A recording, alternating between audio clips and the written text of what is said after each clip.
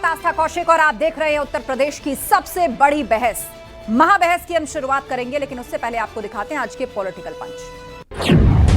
आदरणीय अमित शाह जी की गरिमामयी उपस्थिति में मैं भारतीय जनता पार्टी ज्वाइन कर चुका हूं। अब सवाल है, मैं भी हतप्रद हूं और ये घटना हास्यप्रद भी लगती है कि जो कहीं खुद की छोड़ करके आया हो और दूसरी पार्टी को ज्वाइन कर चुका हो, उसे आज निष्कासन किया जाए, ये निश्चित रूप से हास्यप्रद है।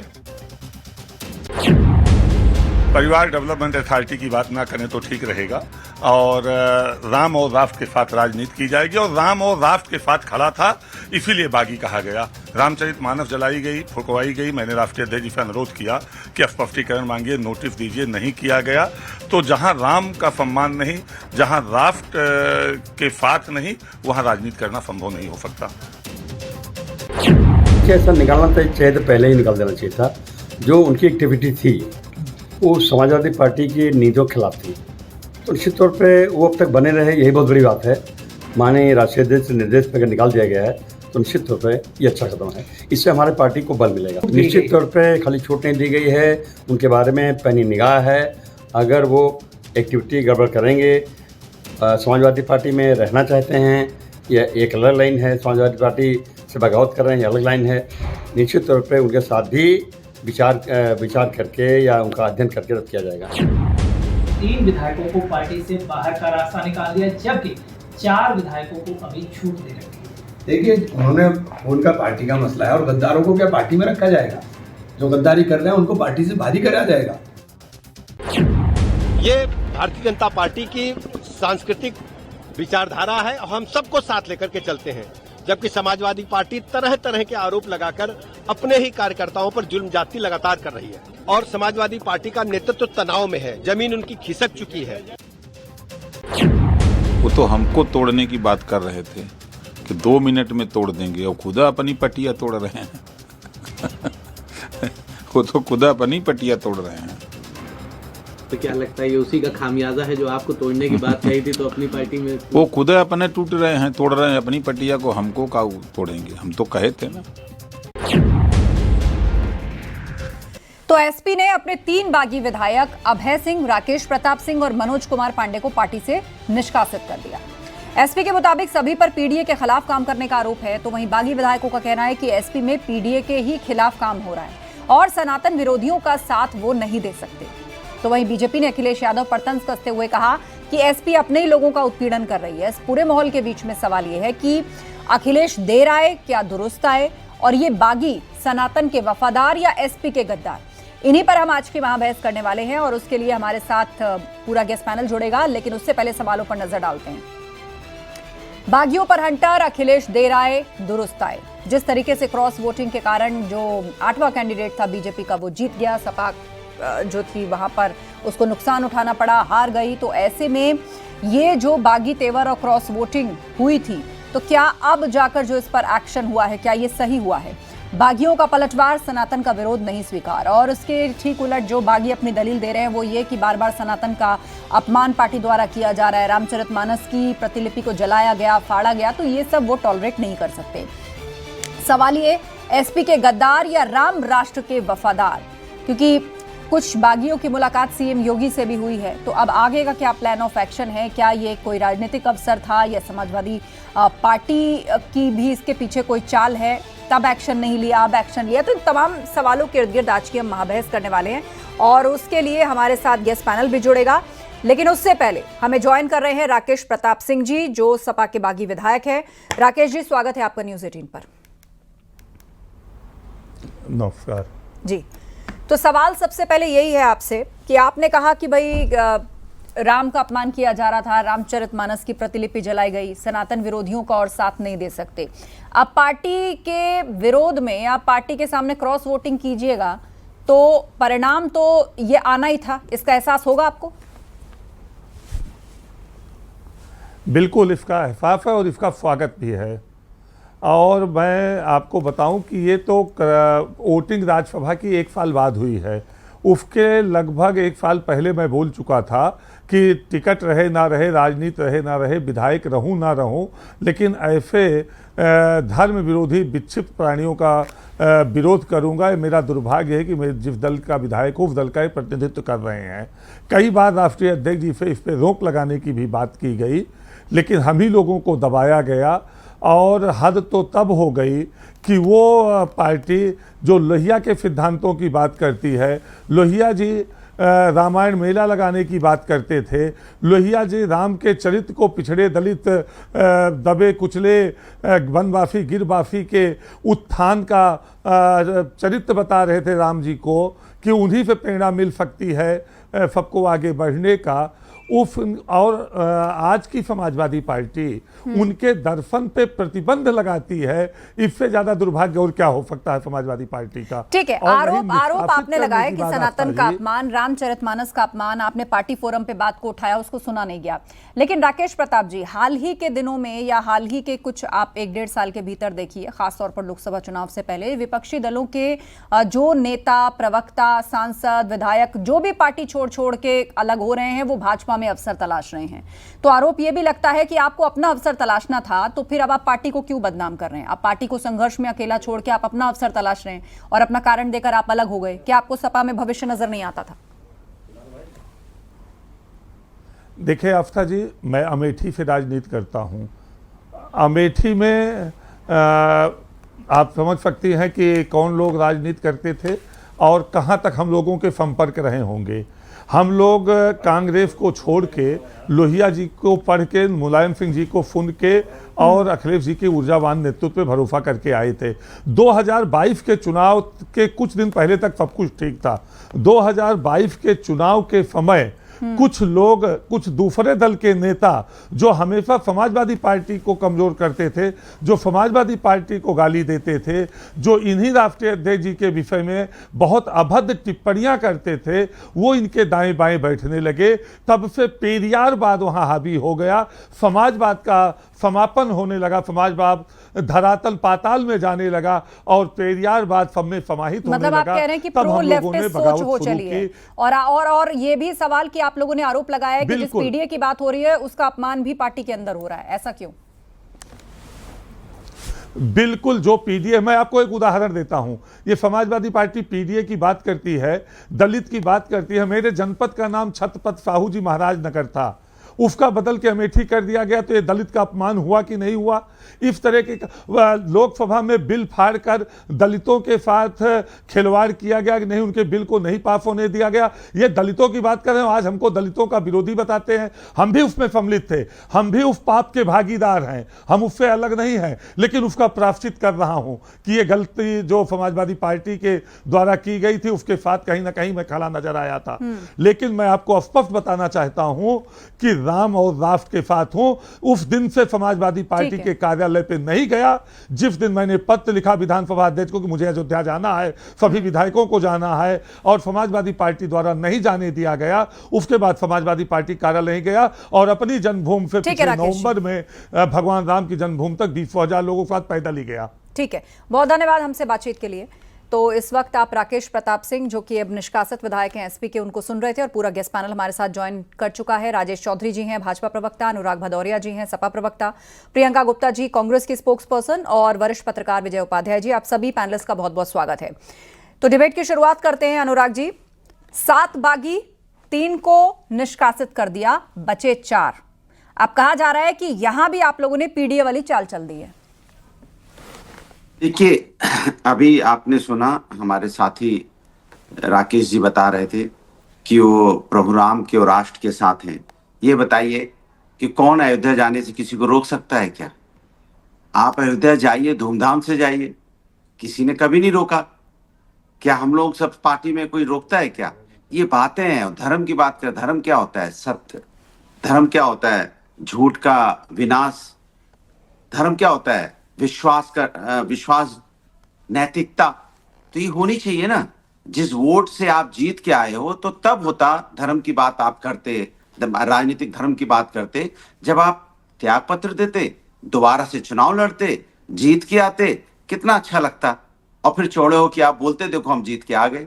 आप समाजवादी वोट से जीते, समाजवादी वोट, समाजवादी कार्यकर्ता, समाजवादी पार्टी ने मेहनत की, आप विधायक बने। बाद में आप किसी कारणवश, लालच हो सकता है, कोई कारण हो सकता है, आप पार्टी में चले गए, दूसरी पार्टी में, अच्छी बात है आप चले गए, लेकिन जब पार्टी दूसरी पार्टी में चले गए तो सत्य बोलिए, धर्म का निर्वाह कीजिए, प्रभु राम के आचरण को अपनाइए, सिर्फ बोलिए मत। वो आचरण तो ये भी को कह रहे थे अपनाना- कि उन्होंने बहुत बार पार्टी फोरम पर शिकायत की, अरे ये मैं बोल तो सनातन रहा हूं। और रामचरितमानस को लेकर जो बयान है उनको रुकवाइए, लेकिन कोई सुनवाई नहीं हुई। इसीलिए अरे उन्होंने जो- कहा कि अंतरात्मा की आवाज सुनते हुए उन्होंने हाँ, जो है उनकी वो अंतरात्मा, राष्ट्रवाद को चुना है। उनकी अंतर उनकी इनकी अंतरात्मा इन लोगों की जब राज्यसभा वोटिंग हो रही थी उसी समय क्यों जगी? पहले जग जाती। और जिनकी बात कर रहे हैं उनको तो पार्टी से निकाल भी दिया गया, वो पार्टी में भी नहीं है। जो रामचरितमानस का जिन्होंने जो जिस तरह की बातें करते थे उनके खिलाफ वो पार्टी से निकाल दिए गए हैं, वो नहीं है। तो इसके मतलब आपकी अंतरात्मा वोटिंग के समय क्यों जगी? सवाल तो ये सबसे बड़ा है। राजनीति आती जाती रहेगी, हमारे साथी हैं, अच्छी बात है, उन्होंने एक अच्छी बात की। उन्होंने राजनीति की एक होती है जो चरित्र होता है राजनीति का, वो अपनाया। उन्होंने बहुत सम्मान से बोला राष्ट्रीय अध्यक्ष जी, अच्छी बात है, ऐसा ही होना चाहिए। पार्टी, किसी पार्टी में आप जाइए, लेकिन आप जिस पार्टी में रहे उस पार्टी का आपने सम्मान पूर्वक कभी नाम लिया, इसके लिए राकेश जी मैं ठीक है। आपको बधाई देता हूं। कम से कम आपने वो मर्यादा को रखा।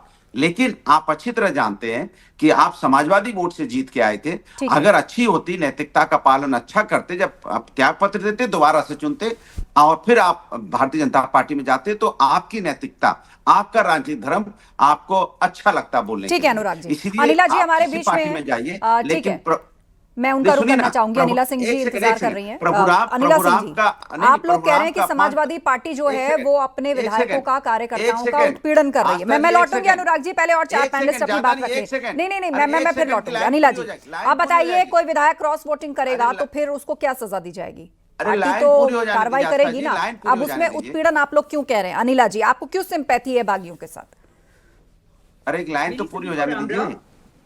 और देखिए, जो विधायक जिनको निकाला है, अखिलेश यादव जी ने अपनी पार्टी से निकाला है, क्योंकि ये तो परिवारवाद की पार्टियां हैं। एक व्यक्ति जो है वो डिक्टेटर की तरह पूरी पार्टी को चलाता है, उसके हुक्म से हो, अच्छा आप अंदर आ जाओ, तुम निकल जाओ, ये हिसाब होता है। जब पार्टी में इंक्लूड करते हैं तो आप करके उनका बहुत सम्मान करेंगे और एक सेकंड में उसका अपमान करते हुए, तुम कहते हुए उसको निकाल के बाहर खड़ा कर देंगे। और मैं तो ये कहती हूँ कि जो तीनों विधायक जिन्होंने समाजवादी पार्टी को छोड़ा है और आज वो ये कह रहे हैं कि उनकी अंतरात्मा ने उनको कचोटा, कि हिंदू हो, सनातनी हो और ऐसा राजनीतिक दल जिसने कार सेवकों के ऊपर गोलियां चलवा दी हो, जो सनातन को गाली देता हो, एक धर्म विशेष के साथ खड़ा होता हो, सनातन के विरोध में हमेशा उलूल जुलूल से शब्दों का प्रयोग करता हो, आज उनको खराब लगा। उनको ये जागृति हुई कि नहीं, इस राजनीतिक दल में हम नहीं रह सकते हैं।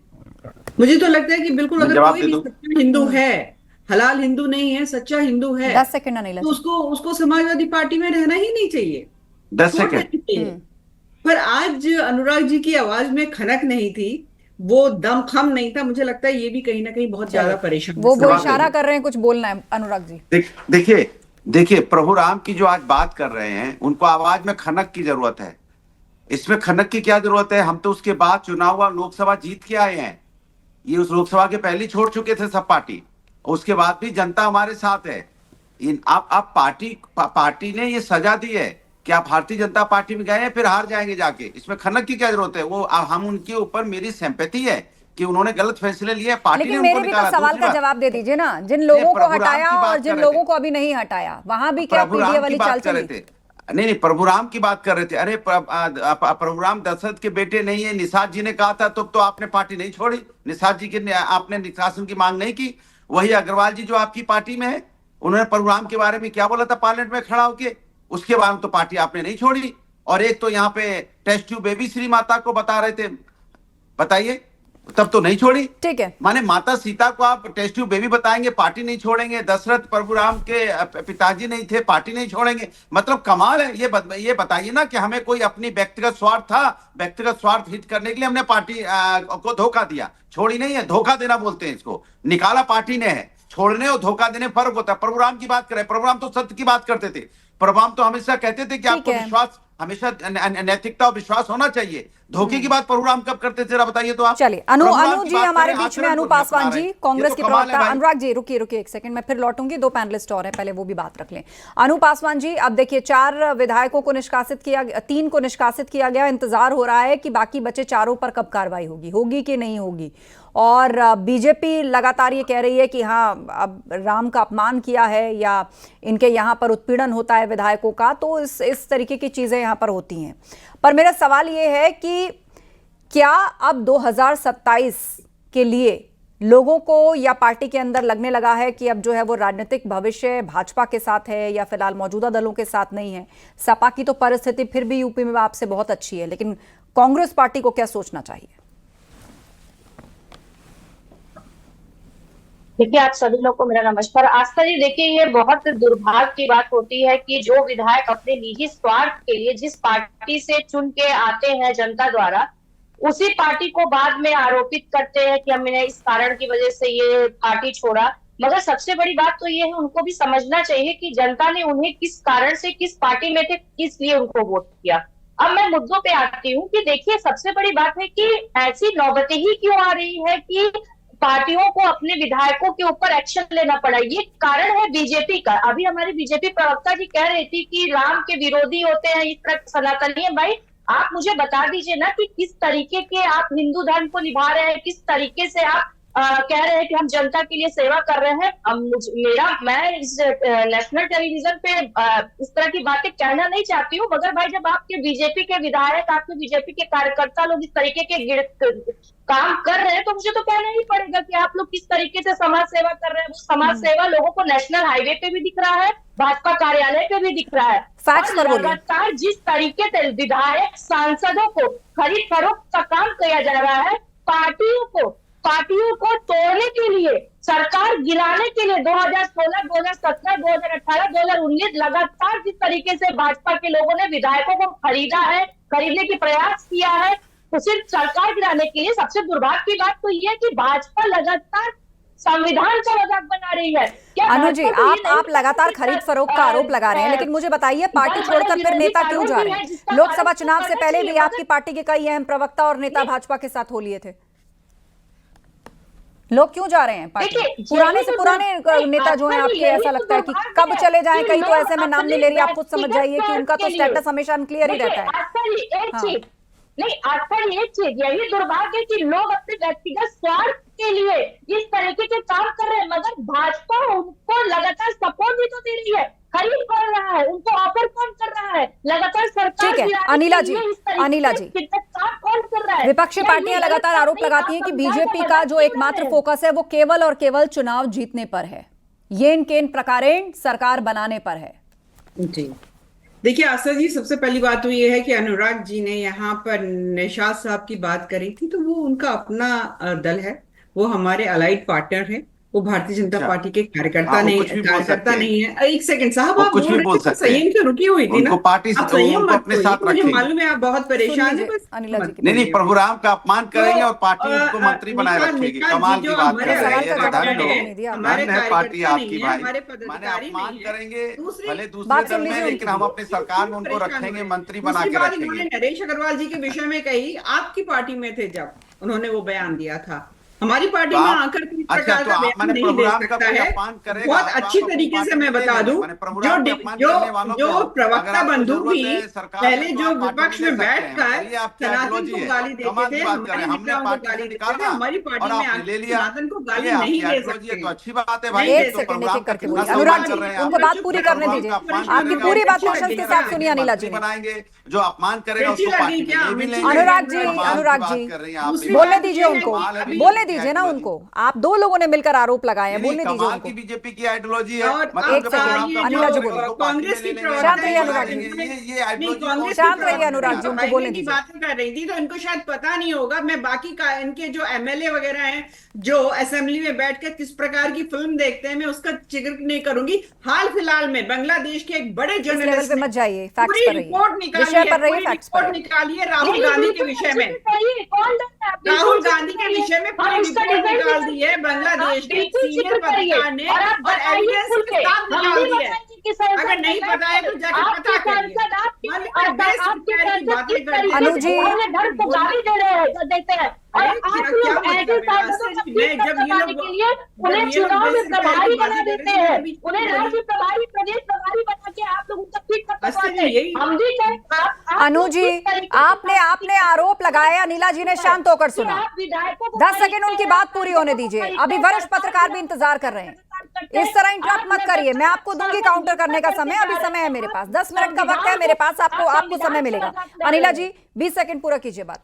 जी, थोता चने बाजे घना, ये हिसाब किताब है। जिनके पास तथ्य नहीं होते वो चिल्लाते हैं। तो राहुल गांधी के विषय में जरा रिपोर्ट पढ़ लीजिएगा, काला चिट्ठा खोला हुआ है कि किस प्रकार से, किस नाम से, किस महिला और कौन से बच्चे और कौन कौन सी रिपोर्ट पूरी निकाली हुई है।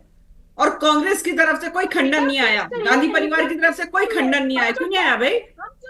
परंतु हमारा स्तर इतना नीचा नहीं है कि हम उसको लेकर यहाँ पे टीका टिप्पणी करें। किसी की व्यक्तिगत अगर किसी की जिंदगी है उसके बारे में हम टीका टिप्पणी नहीं करने वाले हैं। मैं एक ही चीज जानती हूँ, जो नेता, मुझे आप दोनों को रोकना पड़ेगा। अनु पासवान जी और अनिला जी, अनु जी रुक जाइए। वरिष्ठ पत्रकार रतिभान त्रिपाठी जी हमारे साथ, हाँ, रतिभान त्रिपाठी जी हमारे साथ हैं।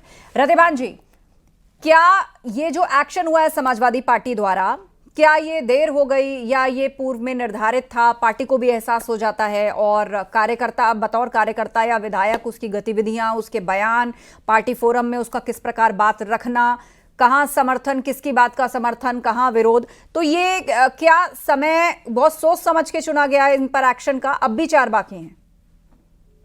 जी, पहली बात तो ये कि मैं एक बताऊं एक शेर के जरिए कि कुछ तो मजबूरियां रही होंगी, यूं ही कोई बेवफा नहीं होता। दूसरी बात भी इसी सांकेतिक भाषा में कहूंगा कि हमें मालूम है जन्नत की हकीकत, लेकिन दिल को बहलाने का गालिब ख्याल अच्छा है। पहली बात यह कि अखिलेश यादव जी ने उन्हें पार्टी से निष्कासित किया, इतने दिन बाद किया, उनका अपना कोई तकाजा रहा होगा, उन्होंने कुछ सोचा होगा, बहुत सोच विचार कर किया होगा।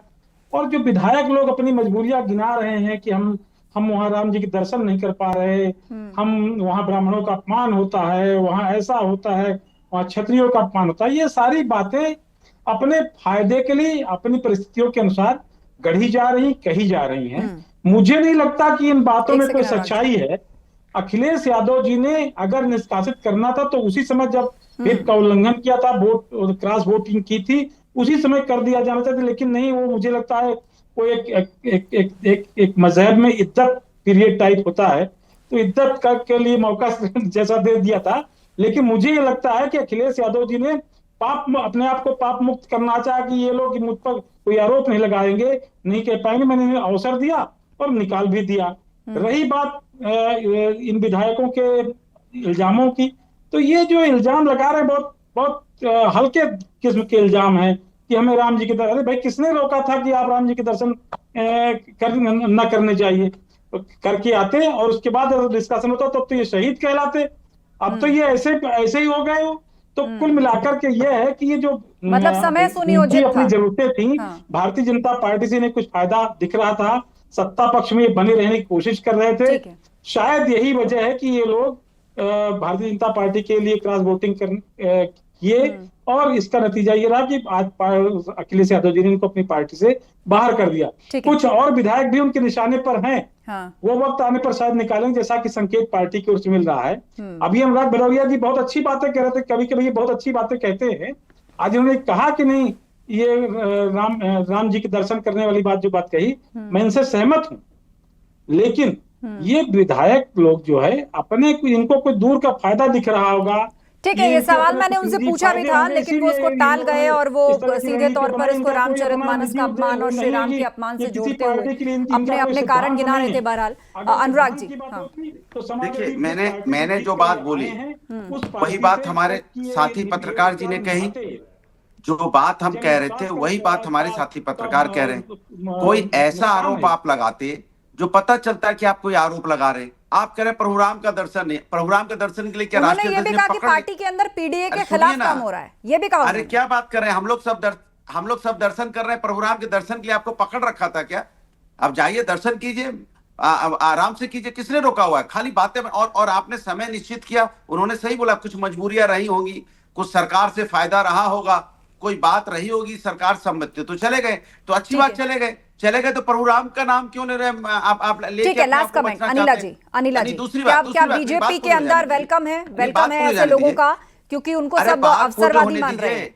हाँ। बात पूरी कोई नहीं मान रहा है, उन्हें पता है कि उनकी जमीन ठीक है अनिला जी, लास्ट कमेंट, मेरे पास समय खत्म हो रहा है। पार्टी में उनके पास कोई जगह नहीं है, तो प्रभुराम का सहारा ले रहे हैं। प्रभुराम भी ऐसे झूठे लोगों का सहारा नहीं देते, प्रभुराम भी झूठे लोगों की मदद नहीं करते, प्रभुराम सत्य पे चलते हैं, सत्य की बात करते हैं। इसलिए जो सत्य लीडरशिप तय करेगी कि वो भारतीय जनता पार्टी में आ रहे हैं नहीं आ रहे हैं, पर ये सच्चाई है कि समाजवादी पार्टी में अब वो नहीं है, और उन्होंने अपने कारण भी बता दिए। और सब जानते हैं समाजवादी पार्टी का क्या रुख रहा है, उनके नेता का क्या रुख रहा है। जब भव्य श्री रामलला मंदिर बना है, क्या रुख रहा है अखिलेश यादव जी ने, क्या रुख रहा है जरा बताइए, बयानबाजी करी है, क्या रुख रहा है? प्रभुराम के मंदिर जब बन रहा था, अरे सब कह रहे हैं भव्य मंदिर बनेगा, ऐसी बातें कर रहे हैं। चलिए ठीक है, इस पर बहस अनंत है, लेकिन कई सवाल भी हैं। और दूसरी बात ये कि इसकी उम्मीद भी की जा रही थी, क्रॉस वोटिंग हुई है तो जाहिर सी बात है पार्टी एक्शन लेगी, लेकिन जो कारण गिनवाए जा रहे हैं, क्या उसके पीछे कोई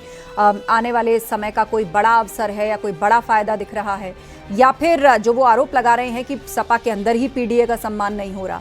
बहरहाल राजनीति है, आरोप प्रत्यारोप दोनों तरफ से होंगे। आप सभी मेहमानों का धन्यवाद इस चर्चा में शामिल होने के लिए। उधर बागी विधायकों का कहना है कि एसपी में पीडीए के खिलाफ काम हो रहा है, सनातन विरोधियों का वो साथ नहीं दे सकते। तो बीजेपी ने अखिलेश यादव पर तंज किया कि एसपी अपने ही लोगों का उत्पीड़न कर रही है। अब सवाल ये है कि अखिलेश देर आए क्या दुरुस्त आए, और ये बागी सनातन के वफादार हैं या फिर एसपी के गद्दार हैं, ये जनता को तय करना है। महाबहस में इतना ही, खबरें जारी हैं, बने रहिए हमारे साथ।